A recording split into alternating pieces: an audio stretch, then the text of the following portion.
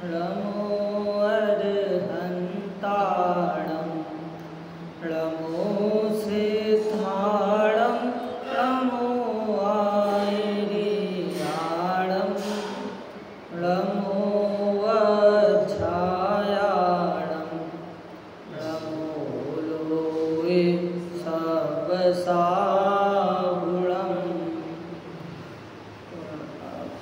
अरिहंत सिद्ध सूर्योपाध्याय साधु सर्व अर्थ के प्रकाशी मंगलिक उपकारी है तेन को स्वरूप जाने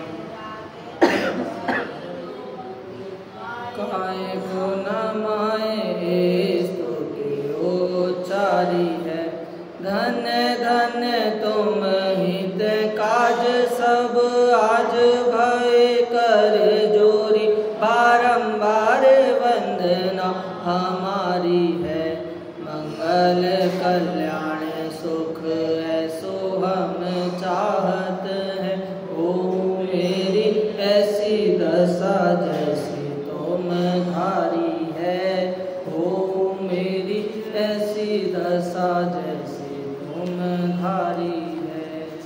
ग्रंथ का मंगलाचरण वालों श्री शासन गुरु नमो नाना विद सुखकार आत्म हित उपदेश करे मंगलाचार सोह जिन शासन में आत्मानुशासन श्रुत जाकी दुख हारी सुखकारी साची शासना जाको गुण भद्र करता गुण भद्र जाको जानी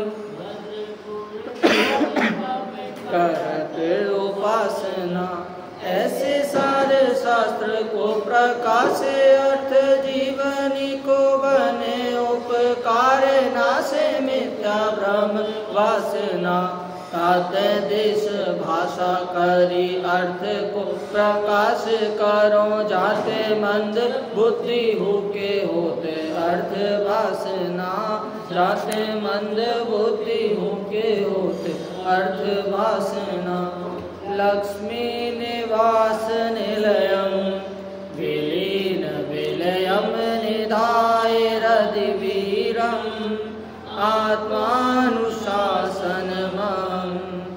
वन्दे मोक्षाय भाग्याना जो लक्ष्मी के निलय रूप उन अविनाशी प्रभु को धार ग्रंथ रचूं आत्मानुशासन भव्य जनों को है शिवकार।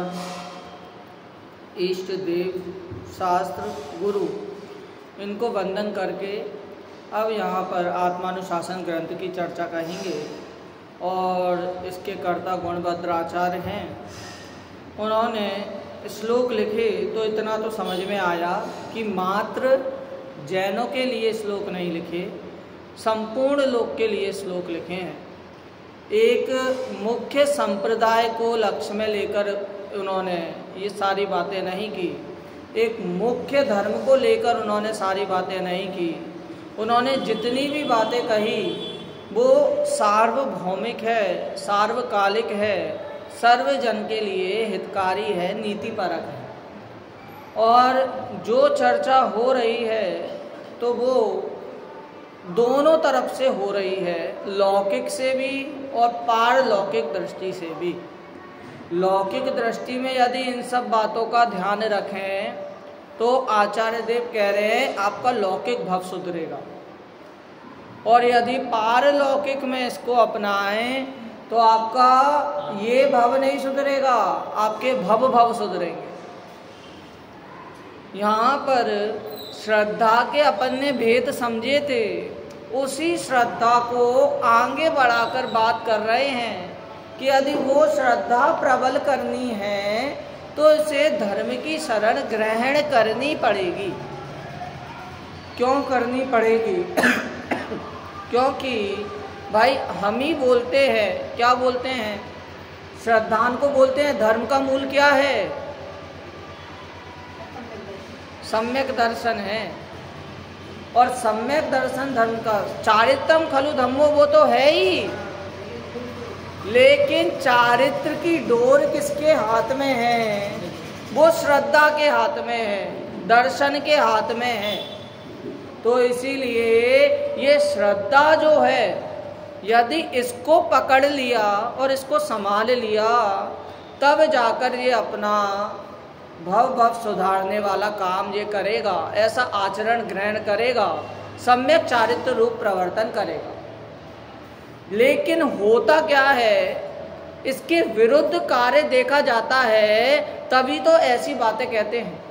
यदि विरुद्ध कार्य ना देखा जाए तो ये सुधारने वाली सुख रूपी बातें कहने की जरूरत क्या पड़े।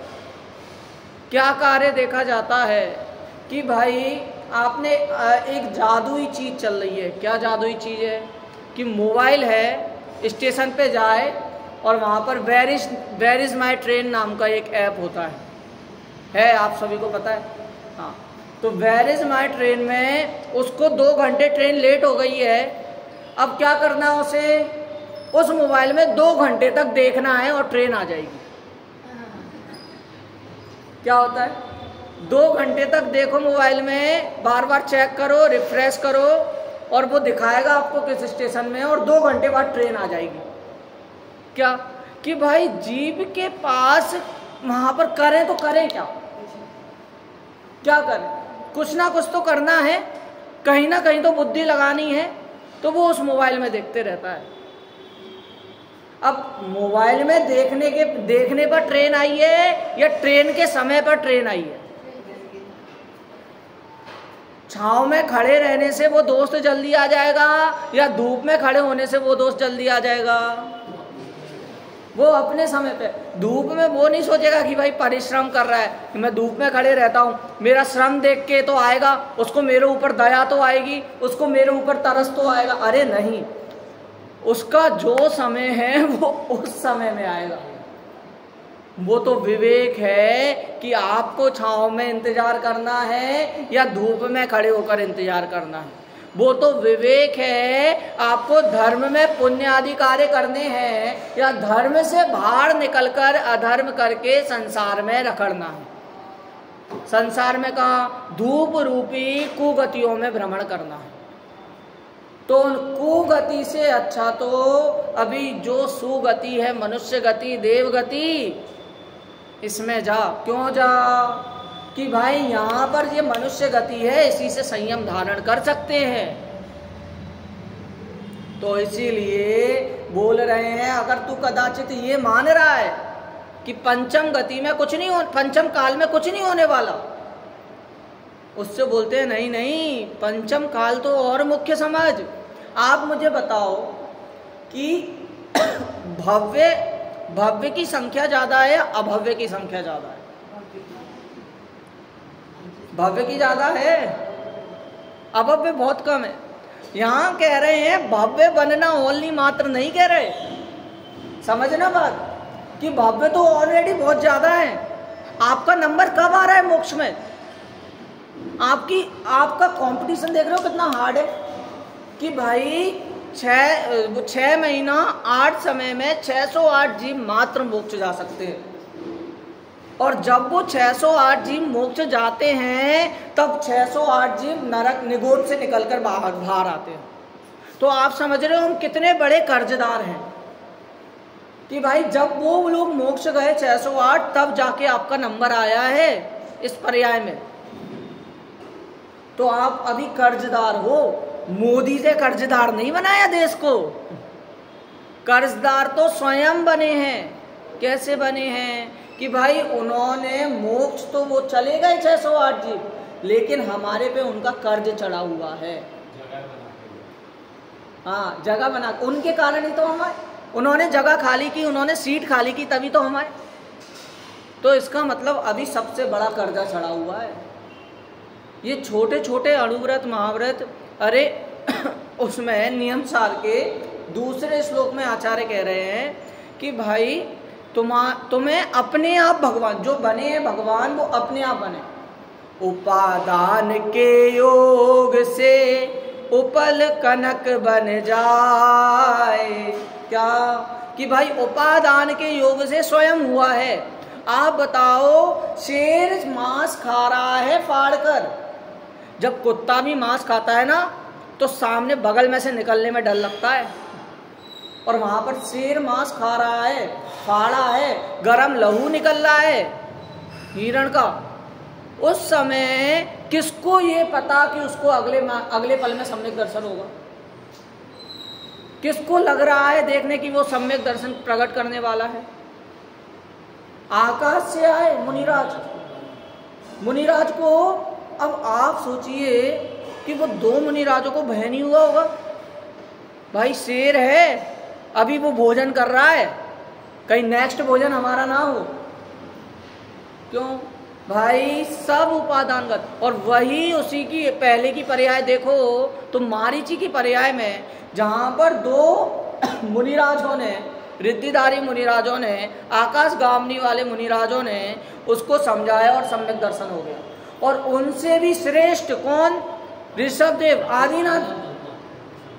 उनको केवल ज्ञान, सर्वश्रेष्ठ वक्ता, जिनके वक्तृत्व को कोई वादी प्रतिवादी खंडित नहीं कर सकता, ऐसे आदिनाथ भगवान के समक्षरण से वो किस तरह धिक्कार कर उठा। उसको वहां पर निमित्तों की कमी नहीं थी, लेकिन उपादानगत योग्यता भी नहीं थी। आप मुझे बताओ, अगर यहाँ पर ये प्रश्न उठे कि भाई अपने आप जब धर्म होना है, अपने आप जब भगवान बनना है, तो आप हमें क्यों बोलते हो अणुव्रत? आप हमें क्यों बोलते हो महाव्रत? आप हमें क्यों बोलते हो पूजन करो, भक्ति करो, गुणस्थान, मार्गण स्थान? क्यों बोलते हो? आप हमें क्यों बोलते हो ये धर्म अंगीकार करने, व्रत करने, उपवास आदि करने, 10 लक्षण धर्म मनाने, अष्टानी का पर्व मनाने, दीपावली की कहानी समझ के दीपावली मनाने?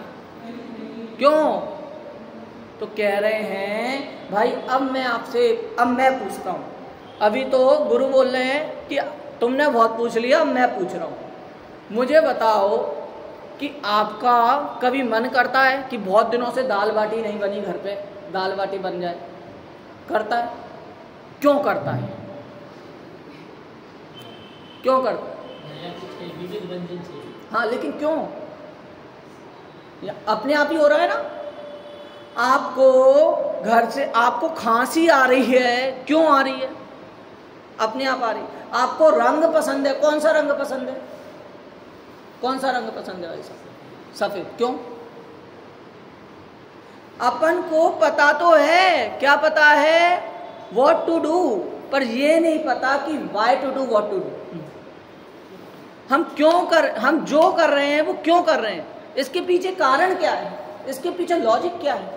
तो यहाँ पर कह रहे हैं जब तुझे ये सब सारी चीजें अपने आप हो रही हैं, मात्र बाहर तुझे निमित्त मिल रहे हैं, मात्र बाहर तेरा मन कर रहा है। कभी कभी ऐसा होता है कि हमारा मन बहुत उदास है, हमें अच्छा नहीं लग रहा, कुछ नहीं है उसके पास, हमें अच्छा नहीं लग रहा। क्यों नहीं लग रहा? पता है क्या कारण है? भाई ऐसे ही अच्छा नहीं लग रहा। तब ये सारी चीजें जब बिना कारण के हो रही हैं, तो मोक्ष भी कह रहे हैं कि तुझे बिना कारण के होगा। क्या होगा? उपादान के योग से उपल कनक बन जाए, 100 द्रव्यादि चतुष्क से आत्म रूप पलाए। क्या कि भाई ये सब अपने आप सारा कार्य होगा, उसमें किसी चीज की जरूरत नहीं पड़ेगी। लेकिन यदि ये मानते रहेंगे कि शरीर का कर्ता मैं हूँ, देह का कर्ता मैं हूँ, तो वो बात नहीं चलेगी। मैं आपसे पूछ रहा हूँ कि आपके पास 4 व्हीलर होगी यहाँ पे किसी के पास? सबके पास है। अब भैया 4 व्हीलर आपकी कितनी स्पीड में जाती है? उसकी स्पीड क्या है? 150। गली में 20-30। क्या यहाँ पर कह रहे हैं, क्या यहीं पर भी यही बात कह रहे हैं क्या कि भाई आत्मा है, उसमें अनंत शक्ति है, लेकिन जो बीच बीच में जो राग द्वेष रूपी जो गलियां आ रही हैं, जो बीच में रोके आ रहे हैं, जो बीच में पत्थर आ रहे हैं, ट्रैफिक जाम लग रहा है, तो वहां पर तो कैसे चलना पड़ेगा? वहां पर तुझे धर्म की चरण पुण्य करना पड़ेगा, सावधानी रखनी पड़ेगी, क्योंकि वो शुभ भावी ही है शुद्ध भाव तक के जाने का रास्ता। तो ऐसा अभी नहीं समझना कि हम शुभ भाव छोड़ दें। लाल बत्ती जली, आपने देखा एक खंबा रहता है और वहाँ पे लाल बत्ती जलती है और गाड़ी रुक जाती है, तो गाड़ी क्यों रुकी? वो लाल बत्ती के कारण रुकी क्या? लाल बत्ती ने सारी गाड़ियों को रोक दिया? सही बात नहीं ना? क्यों? लाल बत्ती वो सिर्फ निमित्त है, वो सिर्फ बाहर से दिख रही है। गाड़ी कैसे रुकी? गाड़ी आपने रोकी क्या? आपने रोकी या नहीं? गाड़ी अपना कार्य कर रही है, गाड़ी का ब्रेक, गाड़ी अपने आप रुकी, आपने अपना कार्य किया और वो गाड़ी स्वयं रुकी। यदि आप बोलोगे कि गाड़ी मैंने रोकी, मैंने चलाई, तो गाड़ी बुरा मान जाएगी कि मेरे में डीजल, ब्रेक और ये स्टीयरिंग व्हील वगैरह क्यों है। गाड़ी, अगर आप ये बोलोगे कि गाड़ी अपने आप चल रही है, तो आप बुरा मान जाओगे कि मैं गाड़ी में अंदर बैठ के कर क्या रहा हूं। तो भाई आप अपने रूप अपना सारा कार्य कर रहे हो, गाड़ी अपने रूप अपना सारा कार्य कर रही है। एक द्रव्य दूसरे द्रव्य को छूता भी नहीं है। क्यों नहीं छूता? मैं ये रुमाल छू सकता हूं, आप एक दूसरे को छू सकते हो? छूने का अर्थ लेना कि भाई मैं 1 लीटर ठंडे पानी में और 3 लीटर दूध मिला दूं, तो वो कितने लीटर दूध हो जाएगा? 1 लीटर पानी, 3 लीटर दूध, तो दूध तो 3 लीटर ही होगा। पानी अलग है, दूध अलग है, तो वहां पर दूध को भी अलग है और पानी भी अलग है, ये जानना पड़ेगा। यहां पर शॉर्टकट का कोई रास्ता नहीं होगा। यदि शॉर्टकट लोगे तो माउंटेन क्लाइंबिंग वगैरह करते हैं ना, तो वहाँ पे पहले से इंस्ट्रक्शन दे देते हैं कि भाई शॉर्टकट नहीं है। अगर शॉर्टकट लोगे तो वहाँ पर ऊबड़ खाबड़ रास्ता है, खतरा है, खाई है, तो वहाँ पर हमारी जिम्मेदारी नहीं है। तो इसीलिए जहाँ जो सही वे है वहाँ पर चलना पड़ेगा। तो यहाँ पर कह रहे हैं यहाँ पर भी शॉर्टकट नहीं है। तुझे धर्म करना है तो धर्म के लिए मात्र एक ही रास्ता है, और वो रास्ता शुरू भी तुझसे होता है और खत्म भी तुझसे होता है, और उस पर लक्ष्य भी तू है, सरोवर भी तू है, कमल भी तू है और भंवरा भी तू है। तो इसीलिए इसको पहचान। अपन एक बार जो अपनी कल की चर्चा थोड़ी अर्थ भावार्थ अपन ने नहीं पढ़ पाए थे, एक बार अर्थ और भावार्थ करके अगले श्लोक पर अपन आगे बढ़ेंगे। Page number 19। अर्थ: समस्त इंद्रिय विषयों के सुख धर्म रूपी बाग के सम्यक्त और संयम आदि वृक्षों के फल हैं। इसलिए तू किसी भी उपाय से उन वृक्षों को सुरक्षित रख कर उनके फल को ग्रहण कर। भावार्थ: जिस प्रकार समझदार पुरुष बाग में लगे हुए अच्छे फल देने वाले वृक्षों की रक्षा करता हुआ उनके फल को ग्रहण करता है, उसी प्रकार हे शिष्य, तू जिस धर्म के अंगों का फल सुख रूप है, उस धर्म के अंगों की रक्षा करते हुए उससे उत्पन्न होने वाले सुख को भोग। ऐसा करने पर ही सुख का नाश नहीं होगा, अर्थात हमेशा सुख प्राप्त होता रहेगा। मुझे एक बात बताओ, जिम के बारे में सभी को पता होगा, डंबल होंगे, उसमें एक्सरसाइज मशीन वगैरह होती हैं, जिम। हाँ, तो वो जिम क्या होती है? वहाँ पर आदमी जाकर, आदमी को अच्छे अपनी ट्राइसेप्स वगैरह बनाना है और वहाँ पर जाकर वो डंबल उठाता है। क्या करता है उस डंबल से? ऐसे ऐसे करता है, बस एक ही स्टेप वो करता है। तो मुझे ये बताओ, डंबल 5 किलो का है और उसके ट्राइसेप भी बन गए, तो 1 किलो यहाँ पर खिसक के आ जाता है क्या? आपने डंबल का वजन किया, पहले 5 किलो था, अच्छे से आपने अच्छा वर्कआउट किया और डंबल का फिर वजन किया तो वो 4 किलो या 3 किलो हो गया। ऐसा होता है? नहीं होता। डंबल अपना है, डंबल वही है, वजन वही है, लेकिन आपकी जो एक ही क्रिया हो रही है उस क्रिया से वो आपका कार्य हुआ है। ऐसे यहाँ कह रहे हैं कि धर्म रूपी यदि भावना लगातार भा रहा है, निरंतर चल रही है, तो तेरा कार्य सदेगा। ऐसा नहीं करना कि 10 दिन 8 दिन 5 दिन 1 दिन 14 अष्टमी इसमें धर्म कर लिया और वहां पर थोड़े थोड़े अंतराल में क्या माना कि मैंने धर्म किया। धर्म कुछ दिनों का नहीं होता, धर्म निरंतरता का होता है। 10 दिन आप देखोगे यहाँ पर कोई खाओ गली है, खाओ गली खाना वाली, हाँ जैसे अपनी जे अपना ये सराफा का मार्केट शुरू होता है तो रात को वहाँ खुल जाता है। तो क्या अपन 10 दिन तो वहाँ पर बहुत ज़्यादा धर्म हो रहा है, बहुत ज़्यादा, मतलब अपन ने हरी नहीं खाई, उपवास किया, एकासन किया, व्रत पाले, लेकिन 11वें दिन अपन क्या देखते हैं, वहाँ पर जो धर्म अपन ने किया है, जो बाउंडेशन अपन ने बनाई थी, उन्हीं धर्मों की अपन आहुति वहाँ पर 11वें दिन में वहाँ पर देखते हुए देख लेते हैं। क्यों? क्योंकि वो 10 दिन हमने बाउंड करके रखे हैं, 10 दिन बांध कर रखे हैं कि इतने दिन अकेले धर्म करना है। वहां पर चर्चा क्या होती है 10 दिनों में ये चर्चा बहुत कम लोगों को देखी जाएगी कि आज स्वाध्याय में क्या आया, आज धर्म में क्या आया।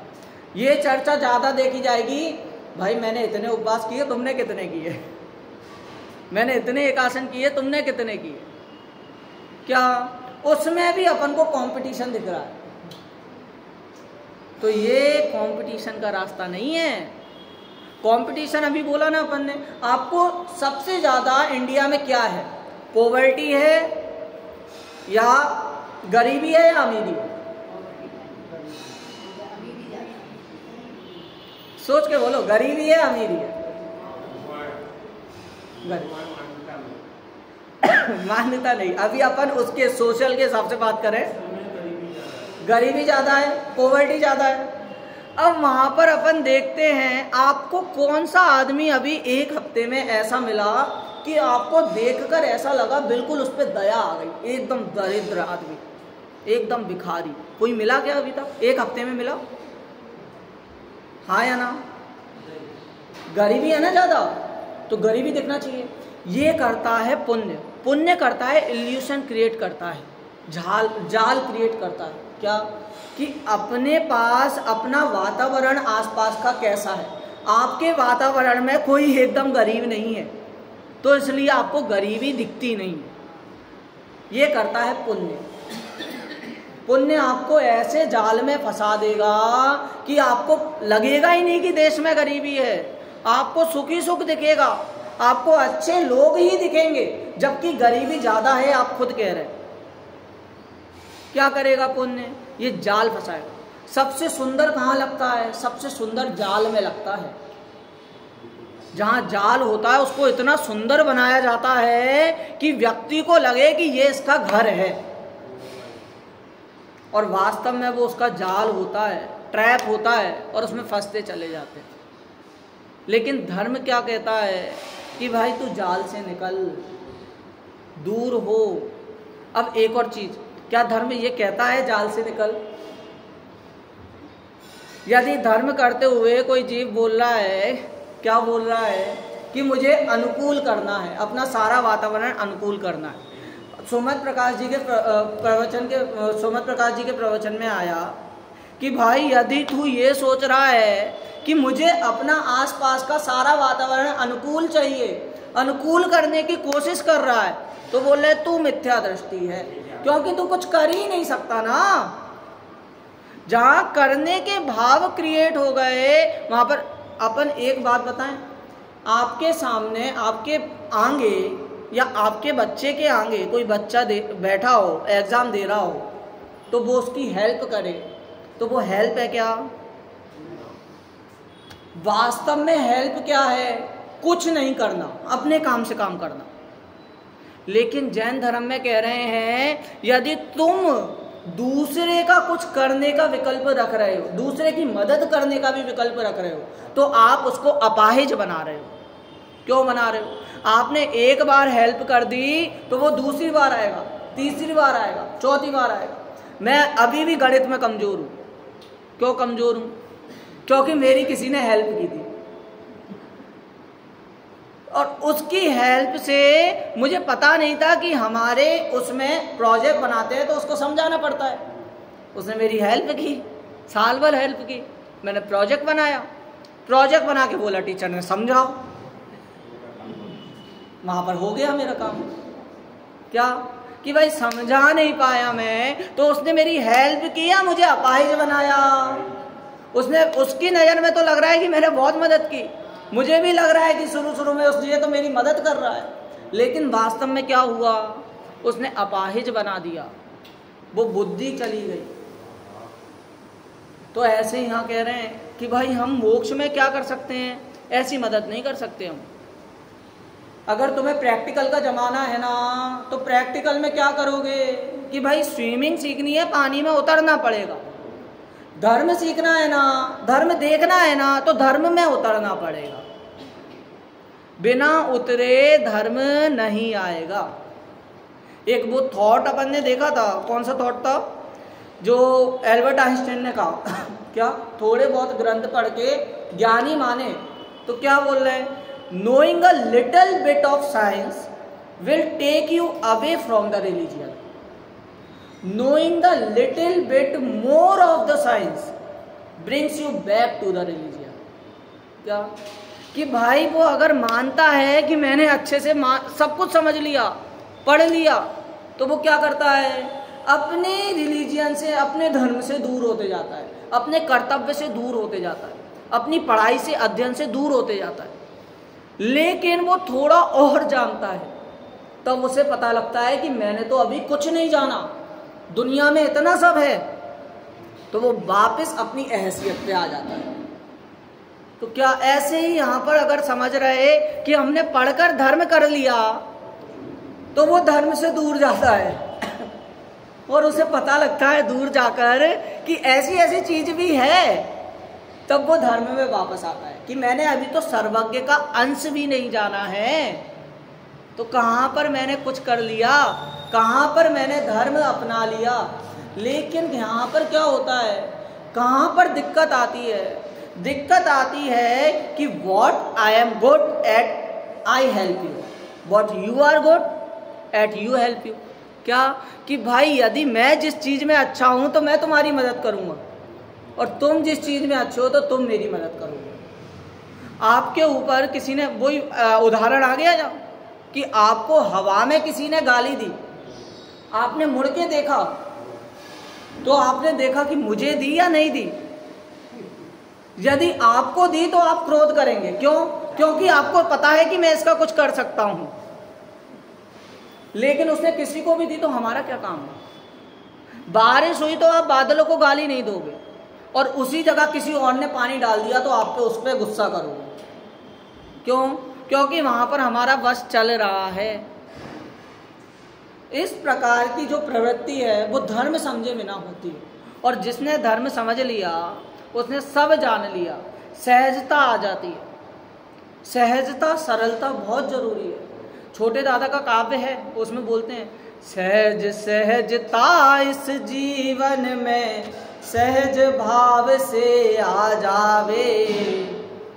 बोलते हैं, सभी द्रव्य का सहज परिणमन सहज सहज ही होता है, हमें नहीं कुछ करना है, बस सहज जानते रहना है। क्या? सहज जानना है, जो हो रहा है वो एक्सेप्ट है।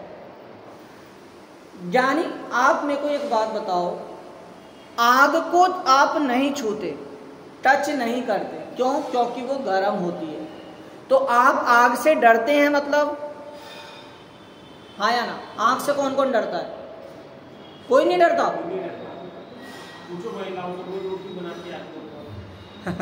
आग को नहीं छूना वो आपकी बुद्धि है, वो विवेक है, तो इसीलिए आप आग को टच नहीं करते, आग से उसे डरना नहीं कहेंगे।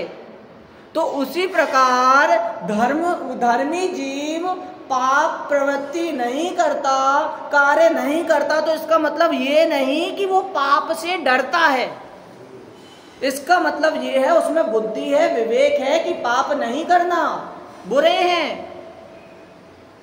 इसका मतलब ये, और पाप के फल से भी, पाप परिणामों से व्यक्ति नहीं करता, और जब वो पाप का फल आता है तो पागल जीव उससे डरता है। लेकिन धर्मी जीव जब पाप का फल आता है तो उसे पता है कि आना है, उसे पता है ऐसी मेरे को फल मिलना है, बुरे कार्य का बुरा फल मिलना है, पाप का पापी फल मिलना है, क्योंकि कर्म ईमानदार है, वो अपना फल देकर जाएंगे और बिना बुलाए आएंगे नहीं।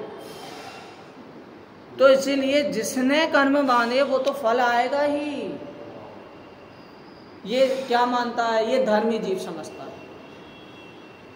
लेकिन डरना और विवेक रखना ये दोनों अलग अलग बातें हैं, ऐसा मानना चाहिए। और वास्तव में एक दूसरे की अगर हेल्प का विचार आ रहा है, मदद का विचार आ रहा है, तो वो सही बताए तो वो मदद नहीं, वो अपनी आप खुद की भ्रांति मिटाने के लिए कर रहे हो। क्या कर रहे हो? यदि मैं यहाँ पर अच्छे से नहीं बैठा तो मतलब मेरा तिरस्कार, मेरा अपमान होगा, तो वहाँ पर आप किसकी हेल्प कर रहे हो? ये समाज शांत है इसलिए आप शांत हो क्या? नहीं, मैं यहाँ पर पागल दिखूंगा इसलिए मैं शांत हूँ। आप यदि किसी की मदद कर रहे हो, उसको बता रहे हो, उसने किसी ने पूछा तो आपने क्या बोला कि हाँ मैं तुम्हें बता दूंगा, तो वहां पर आप क्या उसकी मदद कर रहे हो? नहीं, एक्चुअली में ये है कि यदि मैं नहीं बता पाया तो वो मुझे क्या समझेगा। तो वहां पर किसका आप अपने किसका सेटिस्फैक्शन कर रहे हो? अपना सेटिस्फैक्शन कर रहे हो, दूसरे का नहीं कर रहे। तो वास्तव में तो मदद क्या हुई कि किसी का कुछ कार्य ना करना, मात्र अपने कार्य में लगे रहना, वो ही सबसे बड़ी मदद है। कोई अपना काम बिगाड़ते हुए दिखता है तो आप भी घर पे बोलते हो क्या, मेरी बस एक मदद कर दो कि तुम कुछ काम मत करो, शांत रहो, मेरी एक मदद करो कि मेरे पे एक एहसान करो कि मेरे पे कोई एहसान ना करो। क्यों भाई? क्योंकि भाई तुम्हारी मदद से मेरे काम ज्यादा बढ़ रहे हैं। इंद्रभूति, वो जो इंद्र होता है, सौधर्म इंद्र होता है, उसने कुबेर को दे दिया, पूरा सौंप दिया कि भाई समपसरण बना दे, मेरे ऊपर नहीं कुछ छोड़ना। अब इंद्र, सौधर्म इंद्र ने किया ना सब, उसने बोला ना, ऑर्डर उसने दिया, तो उसको ध्यान रखना पड़ेगा ना कि कौन आ रहा है, कौन से देव आ रहे हैं, अटेंडेंस लगानी पड़ेगी, कौन किसी बात को हानि ना पहुंचाए, कौन किसी उपवन को है ना कुछ ना करे, हाथी जानवरों को कोई ना छेड़े, चूहे बिल्ली की लड़ाई ना हो, ये सब ध्यान रखना पड़ेगा उसे। नहीं, वो धर्मोपदेश सुनने सबसे आगे बैठता है। जो व्यवस्था हो रही है वो स्वसंचालित है, उसमें कोई कुछ नहीं कर सकता, ऐसा उसको पता है। तो वो कहीं पर भी अपना दिमाग नहीं लगाता। जब वो इंद्र होते हुए कोई कार्य नहीं करता तो अपन तो और छदमस्त हैं और अल्पज्ञ हैं, और अपन क्या करना चाहते हैं कि सब जीव मेरे अनुसार परिणमे। कौन चाहेगा कि मैं झाड़ू पोछा करूं? सिटी को क्लीन करना है, हॉस्टल को क्लीन रखना है, तो इसका मतलब क्या करना पड़ेगा? अब आप आके झाड़ू पोछा करोगे? नहीं, ऐसा कोई नहीं चाहेगा। लेकिन सब ये चाहेंगे कि कोई ना कोई होना चाहिए। तो इसका मतलब वो अपना कार्य बहुत सुंदर कर रहा है और आप अपने अनुसार बहुत कार्य सुंदर कर रहे हो। शराबी को नशा हो रहा है तो शराबी दुख में अपन को दिख रहा है, लेकिन उससे पूछो वो दुख में है क्या? नहीं, उसे तो मजा आ रहा है, आनंद आ रहा है। तो इसी प्रकार यहाँ पर कह रहे हैं कि यदि तुम्हें धर्म समझ आ गया, तुम्हें बाहर वालों को तो लगेगा कि कितना धार्मिक है। जब हम हॉस्टल गए ना, तो हॉस्टल में जब मुझे 6th क्लास से घर से निकाला तो लोग बोलते थे अभी तो इतना छोटा है, अभी से धर्म में लगा दिया, अभी से धर्म करेगा, अभी से रात में छोड़ दिया, अभी से आलू प्याज छोड़ दिया। तो क्या उनको तो लगेगा कि भाई ज़्यादा इसको कष्ट हो रहे हैं, लेकिन धर्म करने वाले को पता है कि उसके अंतरंग में कैसी भावनाएं हैं। धर्म करने वाले को पता है कि उसके मन में क्या चल रहा है। धर्म करने वाले को पता है कि वे सुपथ्य पे है या कुपथ्य पे है। तो करने वाले को पता रहता है। अपन भी कहते हैं ना, अरे यार तुम तो बहुत, तुम्हारा काम तो बहुत अच्छा है, करके देख लो। जिसको जो अनुभव करता है, जो उस कार्य में लगता है, उसे पता होता है कि इसकी अनुभूति क्या है। मिठाई खाते हो, अच्छी लगती है, तो दूसरों को बताते हो या नहीं कि भाई ये मिठाई बहुत अच्छी है, टेस्ट करो। जब मेरा भी एडमिशन हुआ, चाचा से पूछा कि तुम क्यों कराना चाहते हो, तो चाचा ने क्या बोला कि भाई जो मैंने रस लिया है मुझे अच्छा लगा, तो मैं चाहता हूं कि मेरे परिवार में भी वो रस पहुंचे। तो क्या रस था? ये आत्मानुभूति रूप रस था, धर्म का रस था। और अपन देखें तो वहां पर कोई पुण्य करने के लिए अगर मंदिर जाए, वांछा करे, तो सबसे दूसरा गुण तो यही है कि भाई वांछा नहीं करना। सम्यक दृष्टि का दूसरा गुण कौन सा है? निकांक्षित, कोई कांक्षा नहीं। अपन तो भक्ति में तो जरूर कहते हैं क्या, निर्वांछक हो भगवन ये आराधना हमारी, होवे दशा हमारी बस जैसी हुई तुम्हारी, रत्नात्रय का मार्ग चले हम पावे मुक्ति द्वार, यही श्रद्धान हमारा, नमन हो तुम्हें हमारा, यही श्रद्धान हमारा, नमन हो तुम्हें हमारा। जब अभी तो लग रहा है क्या, जब नया नया कोई प्रवेश लेता है ना, उसको लगता है कि ये कितना टफ है। छोटे दादा तो पता है क्या बोलते थे, हुकुमचंद जी बारिल, जब विद्यार्थियों से कोई बाहर वाला बोलता था कि कुर्ते पजामे पहनो, क्या है वहाँ पे सिर्फ संडे को बोलते हैं कि कुर्ते पजामे पहनो, बाकी दिन ऐसे ही नॉर्मली कैजुअल, क्योंकि कॉलेज जाना होता है। तो वहाँ पे बाहर वाले बोलते हैं शास्त्री बनने वाले हो तो कुर्ते पजामे पहन के रहा करो। तो छोटे दादा बोलते हैं हमारे विद्यार्थियों को मत समझाओ उनको क्या पहनना है, उनको जो पहनना है वो पहन लेंगे। वो बेचारे एक तो धर्म करने आए और तुम उन्हें कपड़ों के बंधन में बांध रहे हो। तो ऐसे ही यहाँ कि भाई बेचारा धर्म करने आया और तुम उसको सबसे पहले ही बाउंडेशन लगा दो। क्या लगा दो कि भाई तुम्हें अगर धर्म में आना है तो व्रत करना पड़ेंगे, उपवास करने पड़ेंगे, एकासन करना, मंदिर जाना पड़ेगा, दर्शन करना पड़ेगा, पूजन करना पड़ेगा, भक्ति करनी पड़ेगी। बेचारा संसार के झंझट से छूटकर, संसार के जाल से छूटकर धर्म की शरण ग्रहण करने वाला आ रहा है और उसको तुम पहले से ही बाउंड कर दो, पहले से ही बांध दो, तो वो बेचारा और बौखला जाएगा। जाऊं तो जाऊं कहाँ? कभी कहते हो संसार में दुख है, तो कभी कहते हो कि पुण्य करोगे वो भी दुख है, तो करें क्या? तो इसलिए कहा पहले कि हमने पहले ही तुम्हें सुकुमार उपदेश दे दिया कि अगर ऐसी कोई भावना नहीं आ रही तो अभी व्रत उपवास आदि करके अपने परिणाम को निर्मल करो। यहां पर भी यही कहा कि सुकुमार उपदेश मिल गया ना, अब उससे थोड़ा सा आगे बढ़ो, मात्र वहां पर अटक कर मत रहो। एक ही भाव, एक पूज्यपाद स्वामी जिन्होंने इष्टोपदेश लिखा, कहते हैं उनके संबंध में कथा आती है क्या कि उनकी है ना आँख की रोशनी चली गई थी, फिर उन्होंने एक ही भाव श्लोक लिखा, क्या शांत्याष्टक लिखा और उनकी आंखों की रोशनी। हाँ, ये निमित्त का कथन है। अब ऐसा नहीं करना कि भक्तांबर स्तोत्र छोड़ के शांत्याष्टक पे चढ़ जाए। ये सारे प्रथमायोग के कथन होते हैं कि भाई ऐसा करने से उनको ऐसी मिली। क्यों मिला? क्योंकि भाई धर्म आराधना है। चक्रवर्ती चाहता नहीं है उसे 6 खंड मिले, लेकिन धर्म के कारण 6 खंड उसके पीछे पीछे भागते हैं। तो इसीलिए कह रहे हैं कि धर्म का स्वरूप समझो तो तुम्हें विषय सुख मिलेगा, लेकिन विषय सुख मिलेगा तो भी तुम्हें उसमें सुख भाषित नहीं होगा। क्यों नहीं होगा? क्योंकि धर्म का स्वरूप समझ लिया है। धर्म पता चल गया है, अपने बारे में पता चल गया है। जब एक चीज कोई अच्छी लग जाए ना, फिर उसके आगे कोई सी भी चीज मिले अच्छी नहीं लगती, समझे। आम किसी व्यक्ति को पसंद हो, उसके आगे आम रख दो, साथ में केले सेब वगैरह अनेक प्रकार के फल रख दो, लेकिन उसे पसंद क्या आएगा?